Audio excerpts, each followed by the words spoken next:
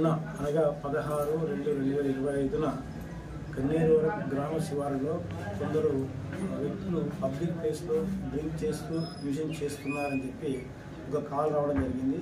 ఆ ఇన్ఫర్మేషన్ అందుకున్న పోలీసులు అక్కడికి వెళ్ళగా అక్కడ ఉన్న వాళ్ళు పోలీసులను చూసి చీకట్లోకి పారిపోవడం జరిగింది.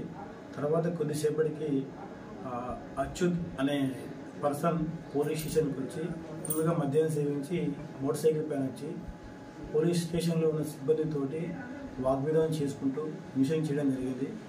ఆ కారణంగా అతనికి డ్రింక్ అండ్ డ్రైవ్ టెస్ట్ చేయగా 139 రీడింగ్గా నమోదయ్యడం జరిగింది. అతనికి చాలాసేపు ఆర్గ్యుమెంట్ చేయగా ఉన్న వాళ్ళు ఓపికతోటి కౌన్సిలింగ్ చేసి ఆయన భవిష్యత్తును దృష్టిలో ఉంచుకొని అతని స్నేహితులకు అప్పగింపి రాత్రి ఇంటికి పంపడం జరిగింది. మరునాడు ఉదయం మళ్ళీ పోలీస్ స్టేషన్ రాగా అతనికి కౌన్సిలింగ్ నిర్వహించి అతనితో పాటు వచ్చిన స్నేహితులకి వెహికల్ మరియు అతని సెల్ ఫోన్ అప్పగించేసి అతన్ని పంపడం జరిగింది. అంత తప్ప ఏం జరగలేదు. కానీ ఈ సందర్భాన్ని అవకాశంగా చేరుకొని పోలీసులు స్టేషన్లో అతన్ని కొట్టారని చెప్పి ఒక అబద్ధమైన విషయాన్ని ప్రచారం చేస్తున్నారు సోషల్ మీడియా ద్వారా. ఇదేమాత్రం నిజం కాదు.